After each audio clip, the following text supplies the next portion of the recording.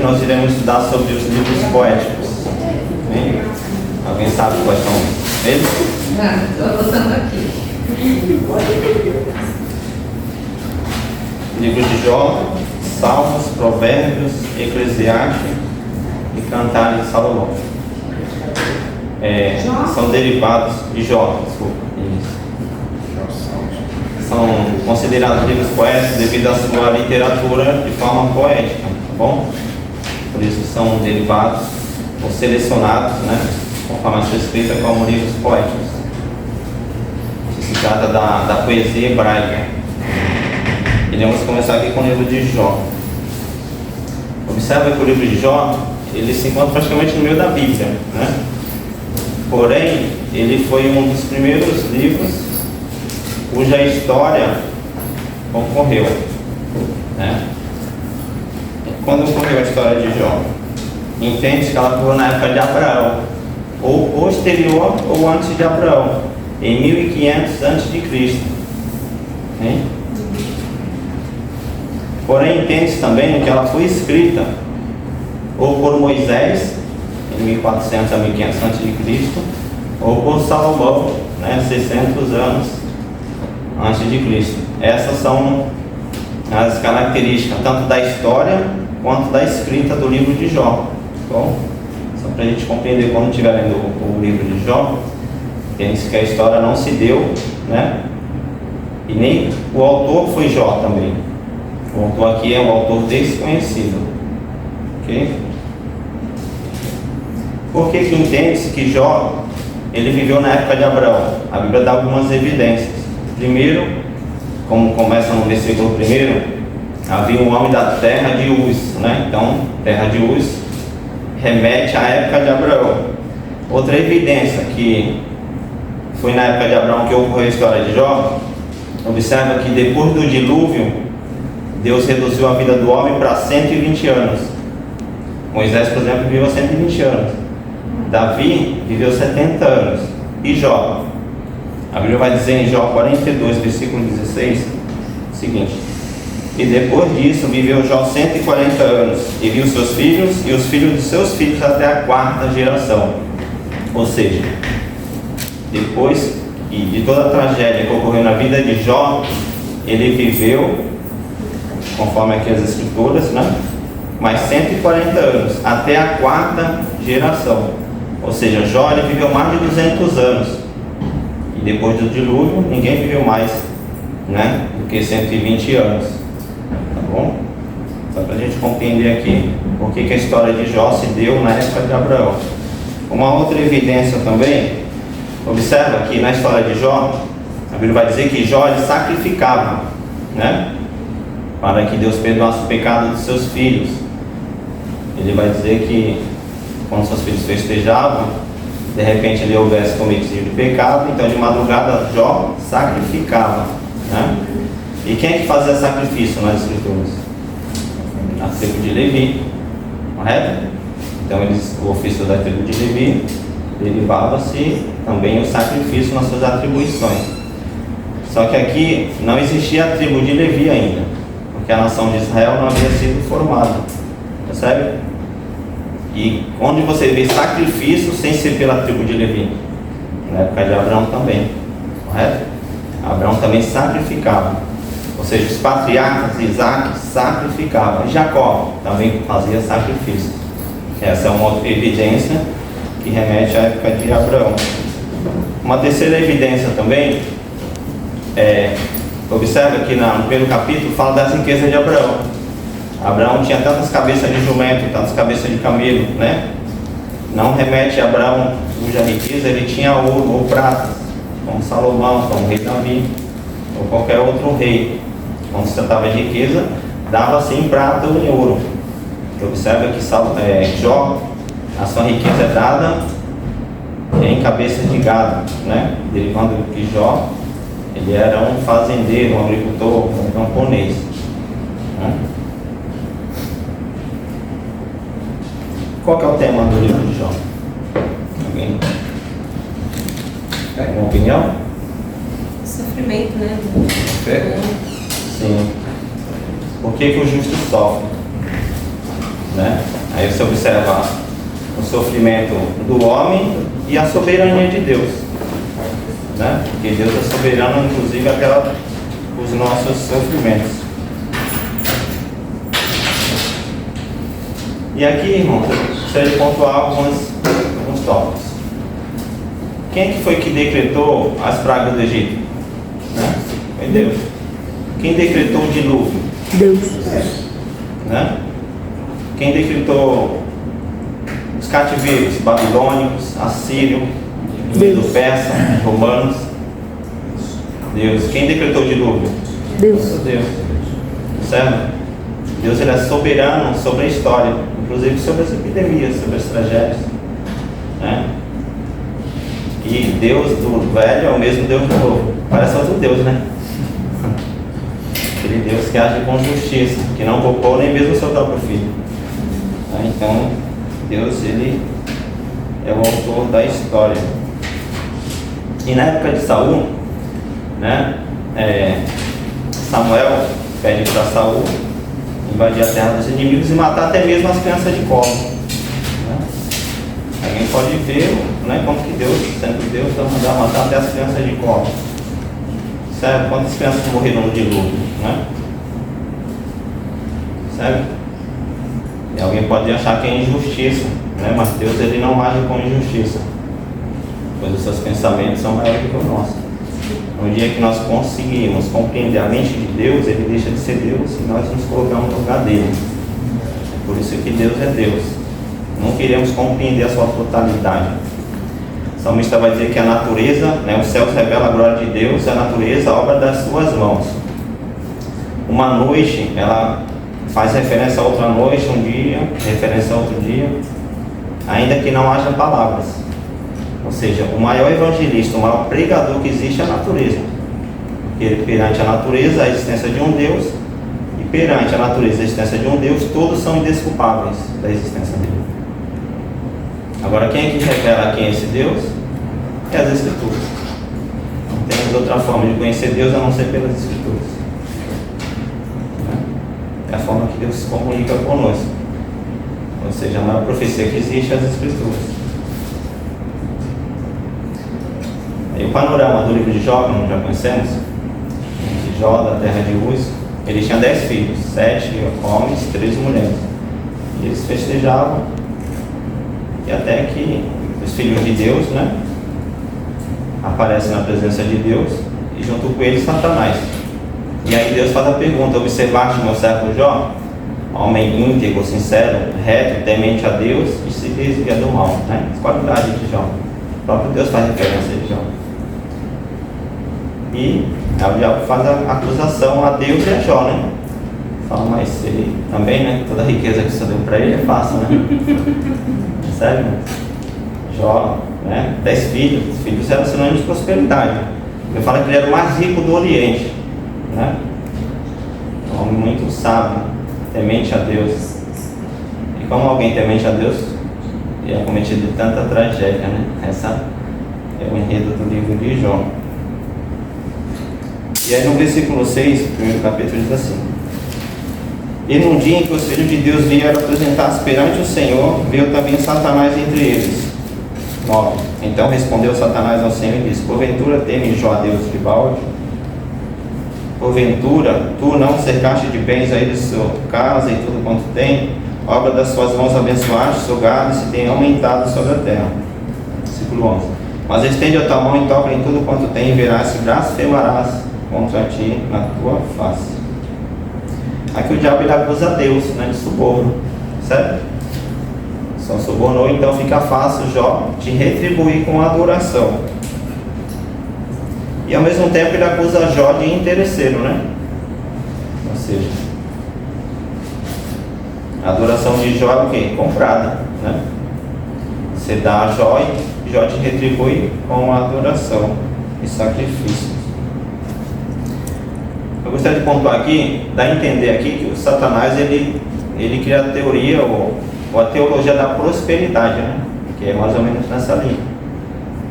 Você adora a Deus pelos motivos errados. Não é o Deus das Escrituras, né? Um Deus que é criado pelas religiões.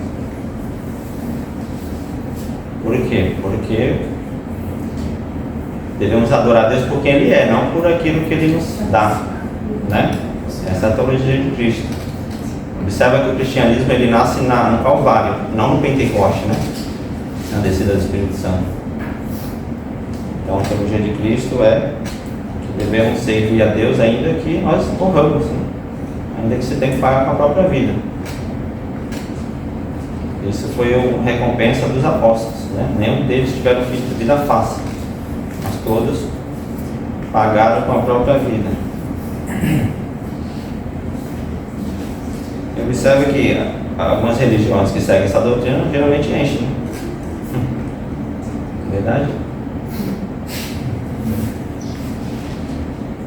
Qual foi a primeira investida de Satanás aqui? Observa. Ele mata os 10 filhos de Jó, né? Então ele arrebata de uma vez e toda a sua riqueza. E Jó, mediante tudo isso, em vez de ele blasfemar, né? Satanás falou: tira o que tem e verás se ele não blasfemará contra ti na tua face, né? E Deus permite, ele toca. E Jó, quando perde os seus filhos e a sua riqueza, em vez de blasfemar, o que ele diz? O Senhor me deu, o Senhor tomou. Bendito seja o nome do Senhor. Então ele compreende literalmente o Deus que ele servia, independente das condições ou das circunstâncias externas, ele continuava adorando a Deus. Ele fez igual a Paulo, né? Eu aprendi a contentar-me com o que tenho. Aprendi a ter fartura e a padecer necessidade. Eu posso todas as coisas em Cristo que me fortalece. Independente da circunstância, ou seja, as circunstâncias externas não atingirem internamente. Interessante, né? Ou seja, nós não somos movidos pelos elogios das pessoas, muito menos pelas críticas, né? Devemos ser movidos por Cristo. Tem gente que é movido pelos elogios, né? Outros ficam tristes pelas críticas, mas não, nós devemos servir a Cristo. Por isso que os cristãos geralmente têm poucos amigos. Alguém pode dizer que você é solitário, mas existe uma palavra chamada solitude. Você decide ficar sozinho. Ou seja, você pode estar numa festa, rodeado de amigos, se sentir solitário, sozinho, né? Você pode estar com Cristo e se sentir confortável.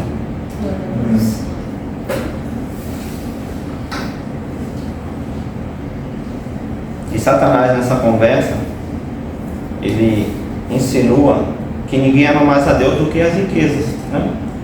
Toca no que ele tem e terá se vai blasfemar. Por quê? Porque literalmente, né? As pessoas são apegadas, porque são carne, aos bens, né? Que ela possui, a sua família. E foi isso que Satanás ensinou: toca no que ele tem, verá se não irá blasfemar contra ti na tua face. E Deus permitiu, ele tocou na família de Jó, nos seus filhos e nos seus bens. Ou seja, ele quer dizer que a humanidade só adora a Deus pelo que tem. É isso que ele quer dizer aqui. E ninguém ama mais a Deus também do que a sua família, né? Satanás está dizendo isso. Ninguém ama mais a Deus do que a sua família. Deixa eu tocar nos seus filhos, que ele irá blasfemar contra ti, né? Ainda assim também Jó não blasfemou. Porque ele entendia, irmão, que quando você nasce, você não traz nada, né?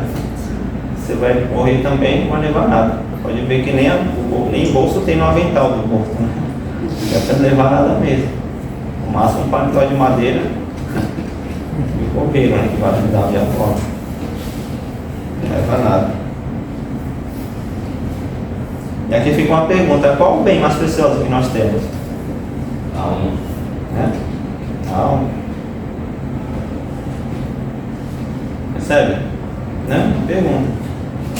Se a gente entende que as coisas são mais importantes, as pessoas morrem por coisas, né? E Paulo vai dizer que eu não tenho minha vida por preciosa. Eu morrer é Cristo, meu viver, né? Meu viver também é Cristo. Enfim. Então, o bem mais precioso que nós temos, na verdade, é Cristo. Porque se você é capaz de dar a vida por Cristo, logo, né? O que é mais importante na sua vida é Cristo, tá certo? São coisas. Ele vai dizer que Jesus é o nosso maior tesouro, né? Então, o maior tesouro que nós temos é Cristo.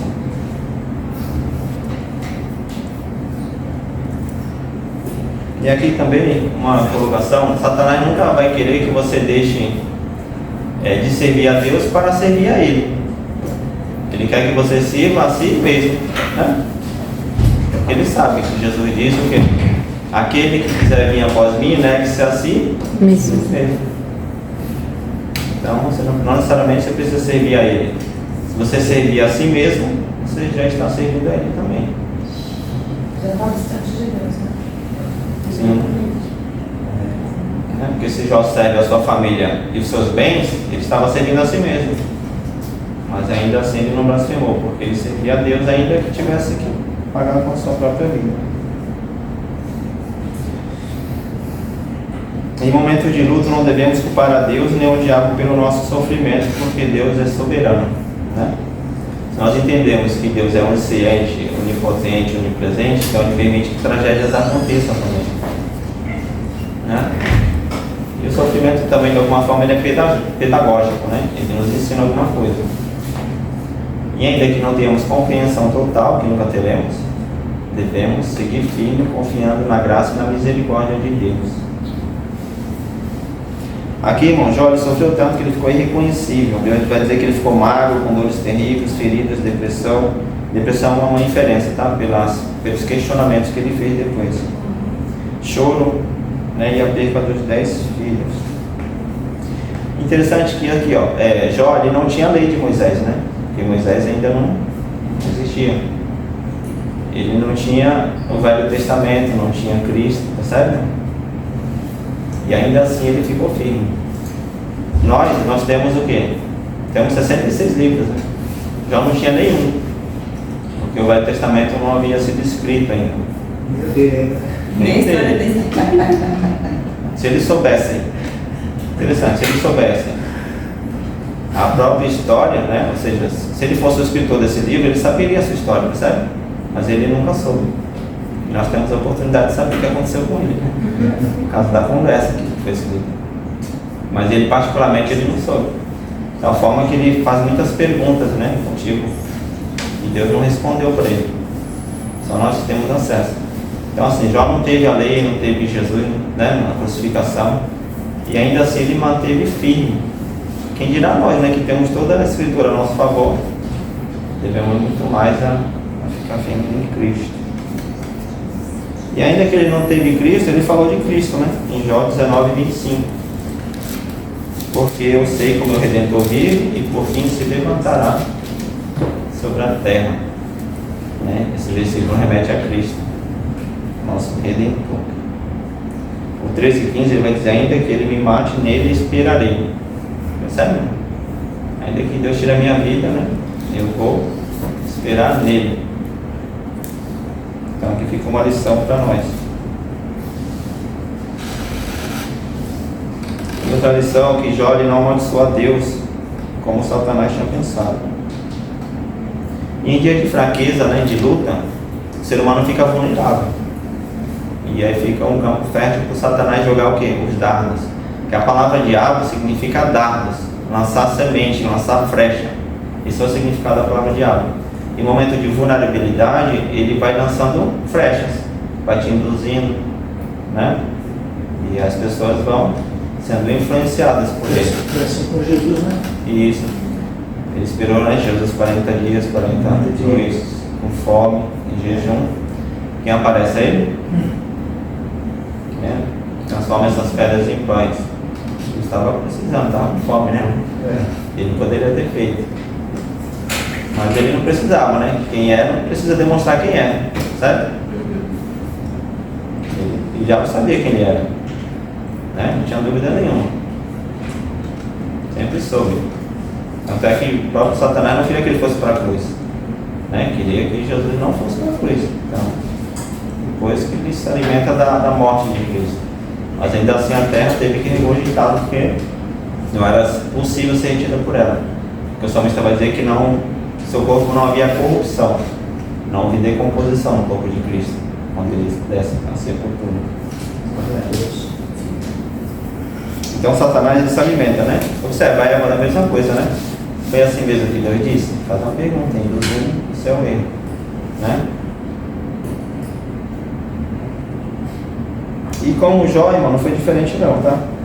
Observa que primeiro ele manda o quê? Os mensageiros para trazer a tragédia, né? E quantos mensageiros ele mandou aqui, né? Ele vai dizer que os mensageiros vêm para trazer Jó a notícia, e aí um vai dizer que vieram, né, os inimigos e arrebataram as ovelhas, mataram os seus filhos. Jó nem processou, já vem morto. Ó, caiu fogo do céu, consumiu todo mundo. Só eu sofri para contar a história triste, né? Tragédia. E aí depois, irmão, veio um outro, né? Deu um vento forte de Deus e arrebentou, foi tudo. Quer dizer, o Satanás, né, querendo que Jó blasfemasse ali de alguma forma, percebe? E Jó não blasfemou. Aí depois quem é que vem trazer a notícia? A esposa de Jó, né? Aí no capítulo 2 vai acontecer a mesma história que acontece no primeiro, né? Satanás vem com os filhos de Deus, os anjos, e Deus observar, acha a mesma pergunta. E aí, o que Satanás fala para ele? Né? Pele por pele, tudo que o homem tem, ele dará pela sua vida. Estava querendo dizer o quê? Né? Que a vida do homem é mais importante do que te obedecer. E aí Deus permite que ele toque no corpo, ele toca mesmo. E aí Deus usa a boca da mulher de Jó aqui, né? Ela fala, ó Jó, ainda vai conservar a sua integridade, amaldiçoou Deus e morre. Ou seja, vale a pena. Satanás esperava que Jó blasfemaria ali, né? No primeiro momento ele blasfemou, agora a esposa de Jó, aí fica difícil, né? E o que Jó fala? Como falas como uma louca, fala tua mulher, né? O Senhor nos deu o bem e porventura não, né, suportaríamos o mal. Ele entendeu que tudo foi Deus que nos deu. E ele também não blasfemou. E aí vem a terceira forma que o Satanás usa ali, que é os amigos de Jó, né? Ele era os amigos ou inimigos de Jó. E eles acusaram o Jó, irmão, de ter pecado, né? Jó, foi pecado aí, tá o ponto aí. Não tem errado sempre, né? É um problema aí, porque ninguém, né, os filhos cometeram pecado, por isso que morreram, por isso que eles falaram. No capítulo, por exemplo, 4, versículo 7, ele diz assim: lembra-te agora qual é o inocente que jamais pereceu, e onde foram os sinceros destruídos, certo? Interessante, irmãos, que algumas igrejas acreditam nisso, sabia? Que o cristão não pode morrer de enfermidade, né? Eu conheci um rapaz que era de uma dessas denominações, e a irmã dele estava enferma, e ele não aceitava, sabe? Como se Deus fosse culpado da enfermidade. E acredita literalmente. O cristão não pode sofrer, não pode padecer necessidade, né? Isaías foi cerrado ao meio, né? Como explica isso? Pedro de cabeça para baixo, crucificado. Outros a machado, outros a flecha, né? Eliseu morreu de enfermidade, doente. Ezequias tiver, né, seus olhos perfurados. Seria muito tópico, né? O cristão nunca sofreria, estaria isento de qualquer coisa, porque senão Deus não seria bom o suficiente para a gente. Então, é um entendimento, né? Por isso que é bom estudar as escrituras, para a gente compreender da forma correta. Seria bom se a gente não tivesse nenhum problema, né, de saúde, a família perfeita, né, mano? Só o céu. É só ouvindo o som da trombeta ainda. Só alegria. O versículo 4 e 8 diz assim: segundo eu tenho visto, os amigos de Jó, os que lavram iniquidade e semeiam o mal, cegam o mesmo. Ele está dizendo que Jó praticou o mal, por isso estava semeando o mal. Ele está se referindo também aqui, irmão, está remetendo à época de Cristo, lembra? Quando Jesus se depara com o cego de nascença, os próprios discípulos entendiam dessa forma: Senhor, quem pecou, este ou seus pais, para que ele nascesse cego, né? Então, de alguma forma, tinha um entendimento que se você fizer tudo certo, né, você não vai colher a semente do mal, né?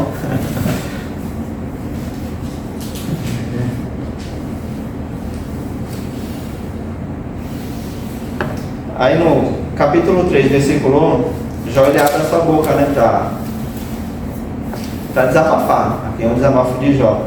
Depois disso abriu Jó sua boca e amaldiçoou o seu dia. Já queria que ele amaldiçasse Deus aqui, né? Ele começa a amaldiçoar o próprio dia que ele nasceu, né? Que aquele dia, né, não houve nascimento. Ele vai dizer aqui: pereça o dia em que nasci, a noite que se disse foi concebido o homem. Converta-se aquele dia em trevas e Deus lá de cima não tenha se cuidado dele. nem resplandeça sobre ele a luz. Então ele amaldiçoou o dia que ele nasceu, né? Sabe? Ele não amaldiçoou a Deus, né? Ele blasfema. Ele amaldiçoou o próprio dia que ele nasceu. Acho que nas condições que ele estava, que ia se esperar, né? Sim. Situação de luto, né? É a situação De estresse. terrível. E interessante. Todas as áreas da vida dele. Sim, que quem está em luto, geralmente o primeiro processo é de não aceitação, né? Só não aceita, depois entra em crise de choro. A pessoa não aceita um luto, imagina 10 lutos, né? Sim. Imagina um sofrimento psicológico de Jó, né? Foi um extremo. Todas as áreas, né? Ainda com os amigos te acusando, né? Pecado. Isso É. acontece. Sim, tem os amigos, tem a esposa, mas tem que lidar com a perda dos filhos, dos bens. E a única coisa que te resta aqui é o Deus. E agora, né, irmão? É tudo, né?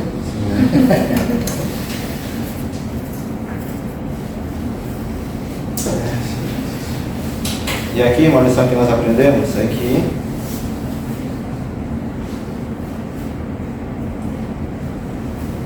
devemos adorar a Deus em meio ao sofrimento, continuar firme. No capítulo 38, Deus ele faz algumas perguntas para Jó, né, que Jó ele vai questionando, né, tanto a Deus, o motivo, né, das suas tragédias, né, uma das suas dores, e Deus ele coloca Jó na parede ali, né? Ele vai, onde você estava, né, quando eu fiz a terra, né, os céus, cordão de medir, né, Deus calibrou a terra, não sabe? Ele vai questionando Jó, onde ele estava. E aí Jó, né, devido à onipotência de Deus, ele se sente pequeno. E aí no versículo 42:5 ele vai dizer: eu te conhecia só de ouvir falar, mas agora os meus olhos te veem. Né? Você imagina, né? Jó com tanta fé, né, irmãos? Ele fez tudo que acabamos de estudar aqui. E ainda assim ele fala que não conhecia Deus, né? Imagina depois. É a paciência de Jó, né? Muitos falam da paciência de Jó. Deus nos ajude a ter essa paciência e a fé de Jó, né? Muito mais que a paciência. Apesar de muitas vezes o crente não encontrar uma explicação racional e teológica para o sofrimento que o acomete, ele deve confiar em Deus e ter plena certeza de que todas as coisas estão sendo dirigidas de acordo com a bondade, misericórdia e soberania de Deus. E que nem todo sofrimento é oriundo da semeadura, né? O que Jó fez aqui para sofrer tanto, percebe? Você viu nada, né, irmão? Ele nem soube porque sofreu, mas assim ele ficou firme.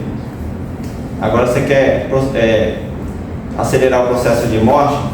Eu ia falar que o salário do pecado é a morte, né? Então, quem quer morrer logo, é a receita, só cometer pecado.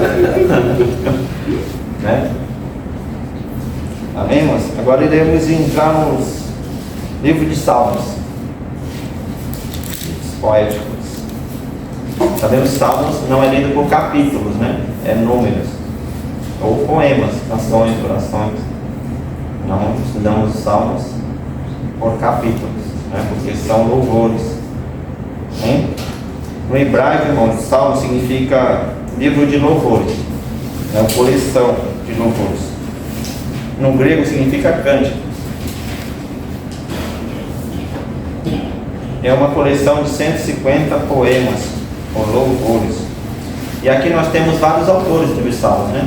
Temos Davi escreveu 73, a maioria dos salmos escritos por Davi, né? Temos autores como Salomão, né? Vários dos salmos também. Aí temos Asaf, Coré, os filhos de Coré. Inclusive Moisés também escreveu o Salmo 90, percebe? E tem muitos autores também que são desconhecidos. Bom, e qual foi o tempo que foram escritos os livros de Salmos? Vai de 1400, né, 1600, época de Moisés escreveu o Salmo 90, até o ano 400, depois do cativeiro babilônico, né, do Persa, que é o Salmo 137, né, que ele fala que eles penduravam as suas harpas nos salgueiros. Babilônia dizia: eu canto louvor agora, mas como iremos cantar em terra estranha? Né? Porque cantar só em Jerusalém, né? Só no templo. sobre 400, até 400? Isso, até no 400. Que foi o louvor 137. O Salmo 137 entende que foi escrito no ano 400. Porque ele fala depois ali do período do cativeiro. Os 400 antes de Cristo. Isso, Né? antes de Cristo. É, antes de Cristo. Certo? O livro de Salmo ele foi dividido, né, pelas canções hebraicas em 5 partes. Bom, se referindo ao Pentateuco, que são os 5 primeiros livros de Moisés. São divididos do capítulo 1 ao 41, 42 ao 72, 73 ao 89, 90 ao 106, do 107 a 150. Então essas divisões do livro de Salmos, na literatura hebraica, com Israel, faz referência aos 5 primeiros livros de Moisés, que é o Pentateuco. Tá bom? Davi, né, ele escreveu a maioria, 73 salmos. Interessante que na poesia hebraica não existe rimas, né? Não existe combinações de sons. Por isso, quando você vai ler os salmos, tipo, como pode ser que você canção se não tem rima, né? Não fecha, né, irmão? Primeira estrofe com a segunda. Tipo, aquele que habita no esconderijo do Altíssimo, a sombra do Onipotente descansará. Né? Não está rimando, certo? Por quê? Porque a conjunção aqui é de ideias, né? Não é de rimas e nem de sons. É de ideias. Então, se você habitar no esconderijo do Altíssimo, né, você vai descansar na sombra do Onipotente. Certo? Então faz todo sentido, né? Não necessariamente precisa de rima. Mas aqui é uma rima de ideias ou de pensamentos. Na literatura hebraica é chamada de paralelismo. Paralelismo, tá bom? Paralelismo. Eu achei que ia tocar o paralelismo. Paralelismo o nome, tá bom? Ou seja, não é rima. Então é paralelismo, tá bom? Que como se fosse uma rima, só que ela fecha com ideias, né? E não necessariamente com sons. Nós estamos acostumados. Por isso, quando você for ler as canções de Salmos, você tenta analisar nessa perspectiva. E as expressões do livro de Salmos, observa que só comunica conosco, né? Quem nunca leu o livro de Salmos, né? Que é história do cotidiano, tristezas, alegrias, né? Derrotas, vitórias, fracassos. Você vai ter você vai dividir a sua história. Agenda, né? Agenda diária, né? Mas isso, do cotidiano. Por isso que é o livro mais lido, né? Da Bíblia, Salmos. Quem foi que compilou, né, e uniu todos esses livros? Entende que foi Esdras. Bom, Esdras, acredito que foi quem reuniu todos os salmos, desde Moisés até o cativeiro, né? Porque ele viveu depois do cativeiro. Então ele agrupou todos os salmos e compôs o livro que nós temos de Salmos. E como que ele agrupou? Ele abre lá no Salmos 1, né? Nós lemos o Salmos 1, versículo 1 lá, que vai dizer: Bem-aventurado o homem que não anda segundo o conselho dos ímpios, nem se detém no caminho dos pecadores, nem se assenta na roda dos escarnecedores. Acreditam-se que ele colocou esse versículo aqui de propósito para abrir o livro de Salmos. Então, o versículo 1 aqui é como se fosse a base, né? De todos os salmos que viriam. Mas você já pensou aqui, irmão, se os médicos receitassem o livro de Salmos, né? Atenção. Imagina aqui, ó, você está com problema de estar perturbado, tem o Salmo 42, versículo 5: Porque te abate só minha alma dentro de mim, em Deus esperarei, e ainda o louvarei. Isso aí faz todo sentido, né? Você não consegue dormir? 4:8: Em paz eu me deito, logo me pego no sono, que só tu, Senhor, me fazes repousar em segurança. Tem outro que vai dizer: eu me deitei dormir porque o Senhor me sustentou, né? Que é Rivotril, na verdade. É melhor do que diazepam, né? Rivotril, fluoxetina, tarja preta, vermelha, né? Ansiolítico, aqueles fitoterápicos, né? Aí você imagina aqui, ó, esse 1000 cairão à tua esquerda, 10 à direita, mas como você está no meio, não serás atingido, né? Então isso vai te dar um conforto de alguma forma. Salmo, esse aqui é o 18, versículo 2. Isso aqui cura ansiedade, estresse e depressão. Vê só. Ó, o Senhor é o meu rochedo e meu lugar forte, o meu libertador, a minha fortaleza, o meu escudo, a força da minha salvação e o meu alto refúgio. Né? Isso aqui é aquele remédio que cura tudo, não tem? Mais de 10 tipos de enfermidade. Ou seja, o Salmos é praticamente o melhor psicólogo que nós temos, né? O melhor psiquiatra, sabe? O melhor calmante, ansiolítico. Tem tarja preta ou vermelha que se compara a esse livro de Salmos aqui. Quantas vezes a gente não lê os Salmos e chora, né? Lendo esse Salmo? Porque ele se comunica conosco. Ele é tão atual quanto o dia que foi escrito. Por quê? Porque o ser humano não muda, né? As mesmas emoções que eles passaram, nós passamos hoje também. E uma boa prática, irmão, de ler os Salmos é orando os Salmos. Então, toda vez que você for meditar no Salmo, tenta orar os Salmos como se você fosse o personagem do Salmo, sabe? Você toma posse, né? Quem toma posse aí? Toma posse do Salmo, né, irmão? E nem sempre vai ter vitória não, tá bom? Às vezes tem um Salmos aqui que é Salmos imprecatórios, né? Tem vários tipos de Salmos que nós iremos ver aqui também. Aqui, irmão, coloquei algumas divisões dos livros de Salmos. Só que antes, qual a diferença dos Salmos para os poemas ou canções atuais? Né? Hoje nós temos várias palavras de autoajuda, não temos? Conselhos de psicologia, né? Tem aqueles até psicanálise, né, irmão? Tem vários tipos de estudo da mente ou emoções, né? E qual que é a diferença dos Salmos para todo tipo de escritura, né, que nós possamos ter nossos dias? É que os Salmos são inspirados. Essa é a diferença. Os Salmos são inspirados. Então nada se compara à palavra inspirada, né?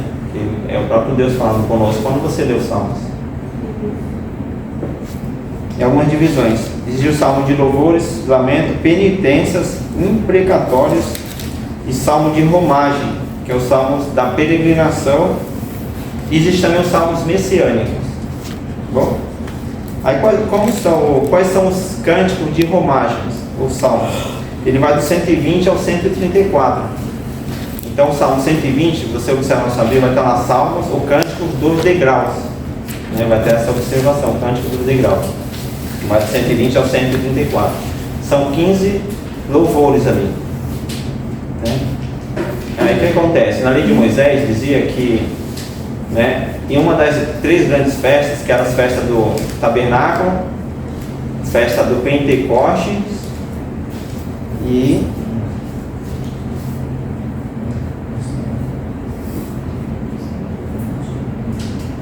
a festa do Pentecostes, do tabernáculo e a festa da Páscoa, tá bom?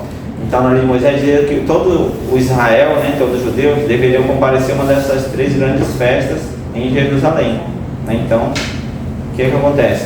Os judeus, eles vinham de todas as regiões, traziam seus sacrifícios e eles vinham cantando esses louvores aqui, ó, do 120 ao 134, chamado de cânticos de romagem. Até hoje existe romaria, né? Sabe? A Igreja Católica, por exemplo, faz romaria e eles vêm cantando. Hoje nós temos o inário, né? A harpa cristã, sabe? Aqueles louvores, né? Soldados somos de Jesus, né? Os guerreiros se preparam, certo? Esses louvores são cantados nas igrejas, tipo nas assembleias, o Brasil para Cristo, né? Deus é amor, né? Também utilizam esses cantos. E aqui não é diferente. Então toda vez que Israel vinha para o templo e fazer o seu sacrifício, eles vinham de longe. Então eles vinham louvando e cantando esses louvores aqui, na sua grande maioria, esses 15 louvores, tá bom?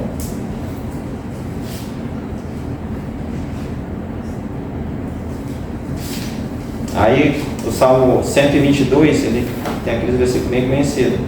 Alegrei-me quando me disseram, vamos à casa do Senhor. Então quando eles iam para adorar no templo, eles iam cantando esse louvor também. Infelizmente muitos não podem nem ler esse versículo, né? Porque já não sente essa alegria de ir à casa do Senhor. 121, leva os meus olhos para os montes, de onde me virá o socorro, né? O socorro vem do Senhor, fez os céus e a terra. 125, confiam no Senhor, serão como os montes de Sião, que não se abalam, mas permanecem por sempre. Assim como os montes estão em volta de Jerusalém, assim o Senhor está em volta do seu povo. Existe também um salmo de gratidão e louvor. Salmo 100, por exemplo. Ele é classificado como um salmo de gratidão e louvor. Existe inclusive uma canção, louvor, que fizeram, né, com esses salmos. Celebrai com júbilo ao Senhor todas as terras, servi ao Senhor com alegria, entrai diante dele com cântico. Vocês conhecem esse louvor? Servir ao Senhor, saber que o Senhor é Deus, foi Ele não nós que nos fez como seu, e filho do seu pasto. Isso aqui é um salmo que é cantado também em forma de louvores que fizeram, né? Existem os salmos também imprecatórios, tá bom? Que é o pedido de justiça e vingança contra os inimigos, né? Salmo 109:7 é um salmo imprecatório. Quando for julgado, saia condenado e a sua oração se lhe torne pecado. Então o salmista está dizendo que ele não ouça a oração do seu inimigo, né? Isso é considerado pecado. Tipo, né? Que Deus coloca o meu inimigo na minha mão, sabe? Isso é uma oração imprecatória. É uma oração de justiça. Então Davi, ele quer matar os... É uma justiça, na verdade, ele entende que é a justiça de Deus, né? Mas de qualquer forma ele que vai executar essa justiça. Deus coloca o meu inimigo na minha mão, né? E Deus coloca mesmo, né? E colocava. Tanto é que Davi, foi tão difícil o dia de Davi que ele morreu cedo, né? Com 70 anos ele partiu, né? Uma vida difícil, uma vida de sangue, um homem de sangue, de tal forma que ele não pôde construir o templo, né?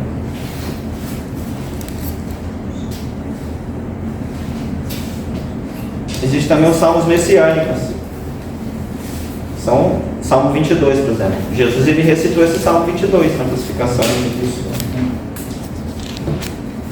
22:1 diz assim, ó: Deus meu, por que me desamparaste? Tá certo? Jesus na cruz, ele recitou esses salmos aqui, né? E realmente Deus desamparou Jesus na cruz ou não? Né?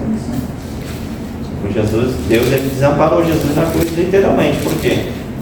Porque Deus não via Jesus ali como inocente, né? Era o homem. Ele via Jesus como culpado. O homem pecador. Porque ele estava ali levando o pecado da humanidade.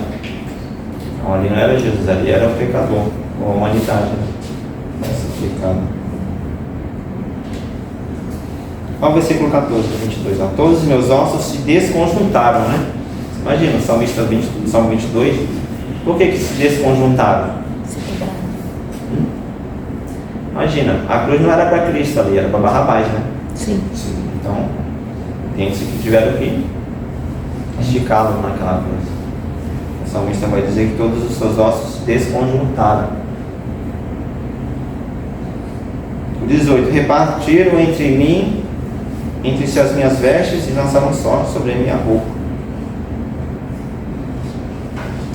Percebe? Interessante, né? O salmista aqui escreve muitos anos antes de Cristo, né? E todos esses versículos se cumpriram com a vida de Cristo, né? Percebe, irmão? Deus aqui é o Deus da história, né? Então, para o ateu que não acredita em Deus, é só ele estudar as profecias. As profecias é uma evidência que existe um Deus ali. É impossível acontecer da mesma forma que está escrito, né?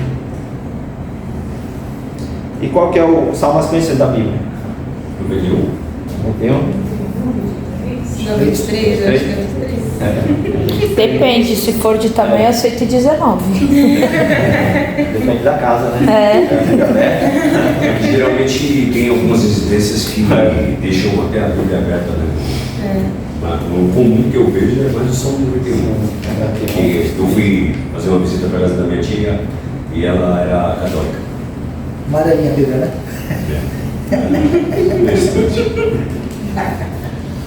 Aí seria o Salmo 23, por exemplo, na salmista diz que o Senhor é meu pastor e nada me faltará, né, irmãos? E aí depois ele vai dizer, mas ainda que você passe pelo vale da sombra da morte, então vai te faltar, mas você vai passar pelo vale da sombra da morte. E aí qual que é a ideia de Davi aqui nesses salmos, né? Não vai faltar nada. A ideia dele aqui é que se Deus, né, for o nosso tudo, essa aqui é a ideia do salmista. Nada vai te faltar. Por quê? Sim, porque quem tem tudo não tem falta de nada. Né? Então, se Deus for o seu tudo, nada irá te faltar. Essa aqui é a ideia do Salmo 23. Né? Porque coisas sempre vão te faltar, né? Faz parte da vida. Mas se Deus não te faltar, logo não te falta nada, porque Ele é o teu tudo. Essa Aqui dentro.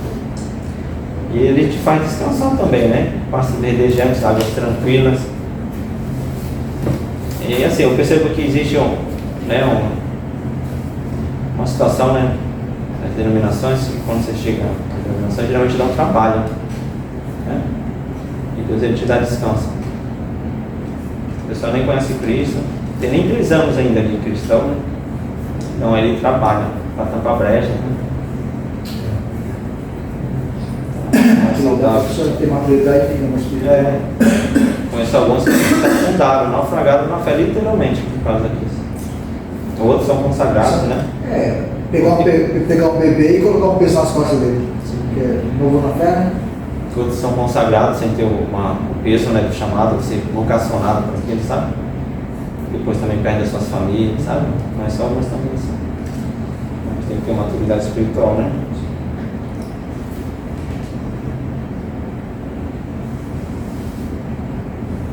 Iremos agora entrar no Cântico dos Cânticos, o Cantar de Salomão. O livro é Cântico dos Cânticos, tá? Cantares foi um acréscimo, né? Bom, então o correto seria Cântico dos Cânticos. O que significa Cântico dos Cânticos? Significa o melhor dos melhores ou o maior dos maiores. Entende que é o maior cântico escrito por Salomão, pelo menos quando ele foi escrito, tá? Então, o Cântico de Salomão, entende que foi a maior obra escrita por Salomão. Alguns acreditam que não foi Salomão, tá bom, irmãos? Escreveram, né? Então, na sua grande maioria entende que foi Salomão, tá bom? Existe vários tipos de interpretação também nesse livro. É um livro, há quem diga que é o mais difícil de ser interpretado. Por quê? Porque pode ser histórico, né? Alegórico, sabe? Depende da forma que você, da linha que você seguir para ser livro, né? Nós iremos seguir uma linha literal histórica, tá bom? Então, Cantares relata a história real do amor de um homem com uma mulher. E Salomão com a Sulamita. Sulamita, entende que não é a Sunamita, né? Aquela que aquecia o rei Davi na sua velhice, tá bom? Então aqui não é a Sunamita, é Sulamita. Entende que é uma outra mulher. E não é também o nome dela, né? Entende que é o nome da região qual fazia parte. Então ela era de Sunem, então entende que é a Sulamita. Tá bom, irmãos? Para a gente se confundir.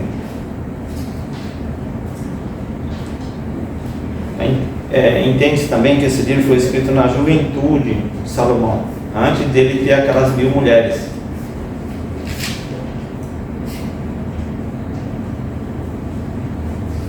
E como nós devemos ler sempre vendo Jesus nas Escrituras, também não é errado você dizer que pode ser comprado Jesus também a igreja, né? Você pode ver Jesus aqui como o noivo, né? E a noiva, né? Você pode ver aqui Salomão, a Sulamita, percebe? Um homem e uma mulher. Então, penso que não é errado também entender dessa forma.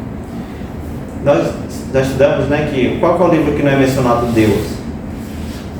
Ruth? Ou Esther? Então, por incrível que pareça, Cantares também não tem menção do nome de Deus. Então, são esses 2 livros que não é mencionado o nome de Deus, mas a gente vê Deus nas entrelinhas, tá bom? Então, Cantares também não é mencionado o nome de Deus. Outra curiosidade também desse livro, que ele foi proibido de ser lido por menores de 30 anos. Que bom, né? No período intertestamentário, né? E Malaquias, João, tá bom?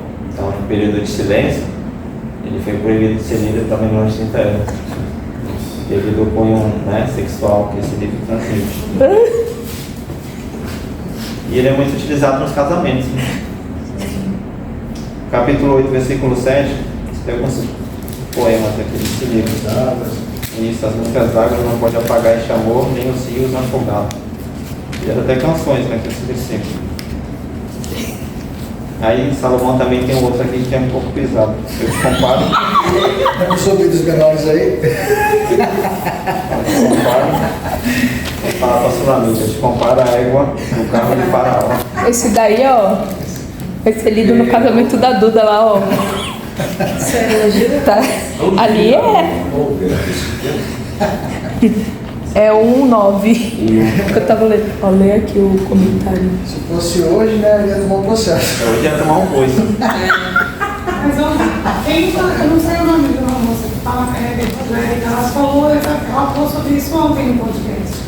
Falando que se um homem chegasse para ela hoje e falasse: você é uma égua do carro de Faraó, ela falou que seria o maior elogio, porque hoje as famílias estão aceitando negrinha pocotó. Ela fez essa analogia, ela fez essa comparação. Porque ela fala: o árvore do Faraó que leva ele para a vitória. Aquela É o cavalo mais Bíblia, né? forte, é o mais lindo. Interessante. Se fosse. Então ela questionou ele.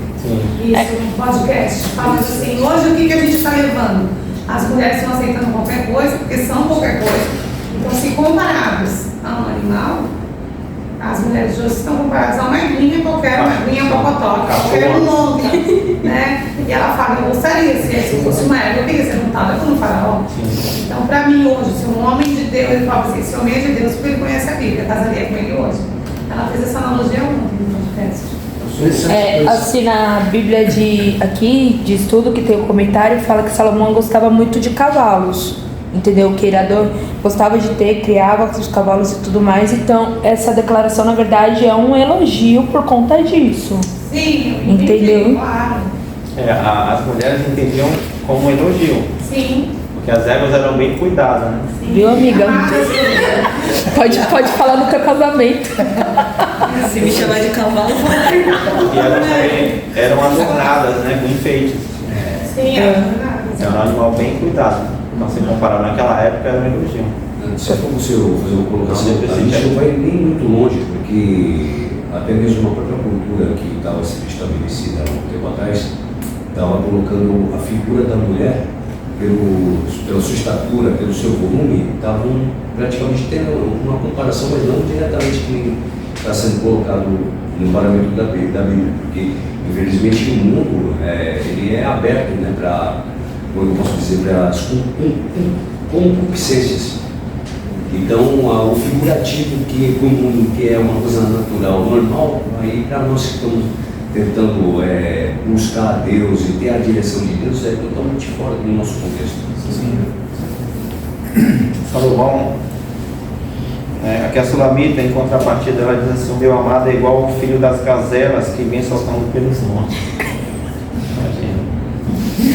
Imagina. Olha, tu já tem outra Pois sim. O amor é forte, Zoológico aí, né? como a morte. A minha esposa, quando pergunta, né, você me ama? Eu falo: ó, até a última gota de sangue. Até o último suspiro.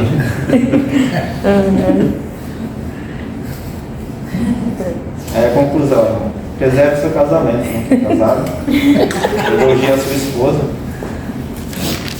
Amém? Amém. Você fala: como você está magra hoje? Esse é um bom elogio, né? Ou não, né? Aí a Marcia tem que pegar agora Cantares, né? Cântico dos Cânticos aí, ó. Tenha Cristo como base do seu relacionamento. Vamos entrar agora no livro de Provérbios.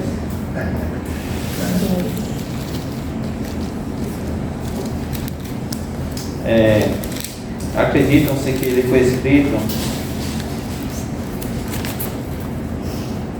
entre o ano 960 a.C. a 686 a.C., num período de 300 anos. Nós vemos Provérbios de Salomão, mas não foi somente Salomão que escreveu o livro de Provérbios, mas ele escreveu a maioria do livro de Provérbios. Bom? Por favor, qual é o tempo? Desculpa. 960 a.C. a 686 a.C., num período de 300 anos. A Bíblia vai dizer que tem, né, Aguro, Lemuel, né, são os autores também das escrituras de Salomão, tá bom? Então, o livro de Salomão vai colocar também esses autores. acredita-se que ele foi agrupado por Ezequias. Tá, irmãos? Isso aqui acredita-se, tá? Porque não tem muita base, né, para dizer quem foi que agrupou. Mas segundo aqui o versículo de Provérbios, capítulo 25, versículo 1, segundo esse versículo, entende que Ezequias foi quem pegou todos, durante 300 anos, né, selecionou os salmos, que ele entendia que eram inspirados, né, por Deus, e agrupou e fez o livro de Provérbios, tá bom? Que diz assim, no capítulo 25, versículo 1 de Provérbios: também estes são provérbios de Salomão, os quais transcreveram os homens de Ezequias, rei de Judá. Então entende que os escribas do rei Ezequias, conforme a solicitação do rei, agrupou esses versículos, né, e compôs o livro de Provérbios. Bom? E aqui também tem muitos autores desconhecidos, tá bom? Então não necessariamente são só de Salomão, esses dois autores que nós citamos. Qual que é o tema? O livro de Provérbios destaca que Deus é a fonte de toda a sabedoria. Então você quer adquirir sabedoria? Lê Provérbios. Lê Eclesiastes também. Tá bom? Prudência, mansidão, que é sabedoria pura. Percebe? Salomão, né, lá em Reis, né, Salomão, rei de Israel, ele dorme, Deus aparece a ele, né, pergunta: o que queres que eu te dê? Né? Aí o que Salomão pede? Sabedoria. Para governar aquele povo que ele fala que nem dava para ser contado, né? Eu quero sabedoria para governar esse povo que não dá nem para contar. Conduzir. Isso, aí Deus vai dizer a ele o quê? Como você não pediu riqueza, né? Você não pediu também a cabeça dos teus inimigos, né? Você não pediu para que eu te aumentasse os anos de vida, então eu vou conceder o seu pedido. E não somente isso, mas vou te dar mais riqueza do que todos. Sim. Ele reinou 40 anos. Era jovem. Inclusive, na sua juventude, ele escreve o livro de Cantares. Esse é o entendimento, tá? Depois, na sua, né, maturidade, ele escreve o livro de Provérbios. E na sua velhice, o livro de Eclesiastes. É bem diferente de Provérbios, né? Sim. Parece até meio contraditório o livro de Provérbios. Sim, parece que ele está desanimado. É meio depressivo também. Aí, bom, temos então. As mulheres que tiveram assim. Destaca que Deus é a fonte de toda a sabedoria, né? No 1 ao 7, ele diz assim: o temor do Senhor é o princípio da sabedoria, os loucos desprezam a sabedoria e a instrução. Então, ele já coloca aqui que Deus é o princípio da sabedoria, né? A pessoa pode ser tipo inculta, né, irmão? Você sabe, né? Todo mundo é meio por isso, né? Você tem que ser culto para ser sábio, mas ao contrário. Você pode ser inculto e ser sábio. Você pode ser um intelectual e ser ignorante. Por quê? Porque a sabedoria tem a ver com o temor ao Senhor. Não que você entende, né? Da vida. Salomão teve 1000 mulheres, né? Todo mundo fala assim, 1000 mulheres, tá? Mas teve 1000 sogras também, né? Era pior. Acho que é por isso que ele escreveu Eclesiastes. Eles só veio aí, ó. Coisa do princípio, né? Eclesiastes. Não é fácil não, né? Propensões dele. É porque, né, uma já é o suficiente, né? Se eu tivesse 7, né? tinha feito um grande casal, né? Que isso. É. Tá gravando, hein, Mário? Ó, tá gravando, hein? Tá gravando, hein, Mário? Ó. Poligamia. Tá, mas Se fosse certo ou não por muito, ele ia voltar dentro dele. Ele quase depois de 3 anos. Isso. 2 anos e pouco. Não dá conta E nem conhecia. Nem reconhecer. Nem conhecia, vai conhecer 1000 que vem. Tinha 700, né, mulheres e 300 concubinas. Né? Que era uma técnica, na verdade, de fazer alianças, né? Com os outros povos. Isso aqui desgraçou ele, né, espiritualmente, né? Sim. Os inimigos. Ao mesmo tempo ele se engrandece, né? Ele expandiu todo o reino que o seu pai não conseguia, né? Aumentou o número populacional. Populacional. Contrapartida também a idolatria, né? Abrigou, né? O povo vinha com as suas culturas, Veio todo mundo. seus deuses, e aí foi um problema. E aqui, o princípio de sabedoria, observa, para o mundo sabedoria é quando você está com a vida toda desgraçada, né? Arruinada, passa por todo tipo de problemas. Aí você está apto a dar conselho, não é assim? Mas Salomão aqui é o contrário de Provérbios. Ele ensina você a ter sabedoria para você não precisar sofrer para dar os conselhos para ninguém. Simples. Essa aqui é a ideia de Salomão. Ele dá um conselho muito interessante para a gente. Olha o que ele diz aqui, irmão, no capítulo 5, versículo 3. Se as pessoas seguissem isso aqui, né, teria longevidade, evitaria uma série de consequências no casamento, na criação dos filhos, doenças contagiosas, né? As suas finanças também seriam ser prósperas. Olha o que ele diz aqui, ó. Porque os lábios da mulher estranha destilam favo de mel, e o seu paladar é mais suave do que o azeite. Mas o seu fim é amargoso como um abisinho, agudo mal, uma espada de dois gumes. Fique longe dessa mulher e não chegues à porta da sua casa, para que não deis a outra a tua honra e não entregues a cruéis os teus anos de vida, para que não farte a estranhos o teu esforço e todo o fruto do seu trabalho vá para a casa alheia. Percebe meu conselho, né? Fica longe da mulher estranha. Por quê? Porque a amiga do homem quem é, irmãos? É a sua esposa, né? O homem não tem amiga, tem a sua esposa como amiga, certo? Então, né, você tem que fugir, irmão. Fazer igual o José, né? Foge que é laço. Então, se você seguir só esse versículo aqui, ó, você já evita problemas, né? Sim. E aqui ele não fala só de problemas, não, ele fala, você vai perder também o que você conquistou durante a vida, é finança que ele está falando também, né? Vai perder o seu nome, vai perder a sua honra, vai perder tudo, e se não perder a vida, né? Tem muita gente que perde a vida, irmão. Ou então, se a mulher perdoa, fica uma vida infeliz, né? Tem mulher que perdoa, fala que perdoa, mas não perdoa, né? Que vive num relacionamento sem confiança, não tem como. Não tem. Então, uma vez que quebra a confiança, é difícil. Então, quem seguir esse conselho, não é um bom conselho isso aqui? Conselho sábio, né? Só ele não seguiu, né? Mas o conselho é bom.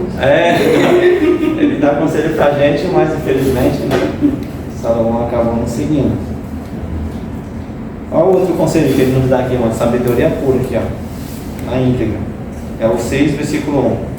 Meu filho, se você serviu de fiador do seu próximo, se com um aperto de mão empenhou-se por um estranho e caiu na armadilha nas palavras que você mesmo disse, está prisioneiro do que falou. Aqui ele fala de ser fiador, percebe? Se você for fiador, você vai cair numa cilada, vai ser prisioneiro. Por quê? Porque você vai carregar uma coisa que não é sua, né? Você vai dar o nome, que é a única coisa que a gente tem, né? Deve dizer lá é o nome. Você vai ser o dono daquela dívida.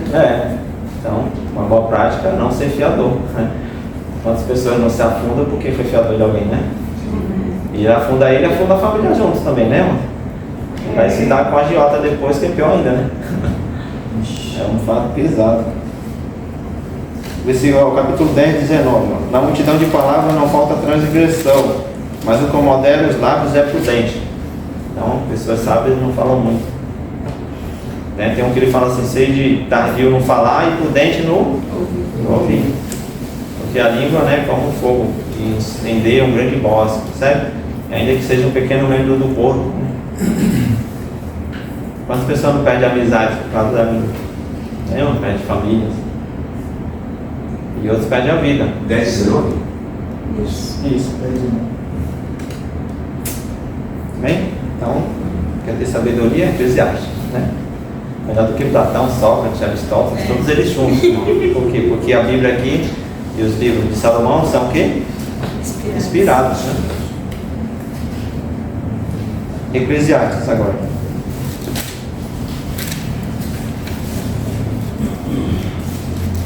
Eclesiastes significa assembleia. A palavra Eclesiastes, né? Vem da derivação da palavra assembleia.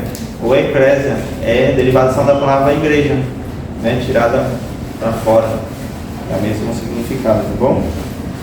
Entende que foi escrito em 970 a.C., né? Que é a época que viveu o rei Salomão. E ele escreve na sua velhice, né? O último livro de Salomão. Tema central, a vida debaixo do sol. É uma vida depressiva essa aqui, né, irmão? Ou seja, é uma vida sem Deus aqui, isso que ele está querendo dizer, tá bom? Então toda a primeiros capítulos, né? Menos o último. É uma vida na perspectiva do homem debaixo do sol. E ele começa no capítulo 1, versículo 1, dizendo: palavras do pregador, filho de Davi, rei em Jerusalém. Isso, palavra do pregador, entende que é a palavra do professor aqui, né? Então eles colocam como professor. Vaidade, vaidade, diz o pregador, vaidade, vaidade, tudo é vaidade. Vaidade aqui não é num termo que nós entendemos, tá bom? Aqui é leviano, é útil, é fútil. É como um vapor que se desvanece, sabe? Um vento que passa, uma bolha, né? Que você corre atrás e não consegue ligar por aquela história. Essa que é a ideia da vaidade que ele coloca no texto. Versículo 3: que aproveito tem o homem de todo o seu trabalho que faz debaixo do sol. Uma geração vai, outra geração vem, mas a terra permanece para sempre. Nasce o sol e se põe o sol, apressa-se e volta ao seu lugar de onde nasceu. O vento vai para o sul e faz o seu giro para o norte, continuamente vai girando o vento e volta fazendo os seus círculos. Todos os rios vão para o mar, e contudo o mar não se enche. O lugar para onde os rios vão, para ali tornam eles a correr. Mas sabe, irmão, ele se coloca, né, o seu coração, porque Deus deu a ele sabedoria. E ele estuda sobre a natureza. Ele aplica o seu coração, a sua sabedoria a estudar o ciclo do homem e o ciclo da natureza. E aqui qual é a comparação? Não fecha a conta, né? 2 mais 2 não é 4. Certo? Por quê? Porque tudo é um ciclo, tudo é uma rotina, né? Tipo, morre um idoso e nasce uma criança, né? É o ciclo da vida. Você nasce, cresce, reproduz, envelhece e morre. Então ele começa a analisar a vida debaixo do sol.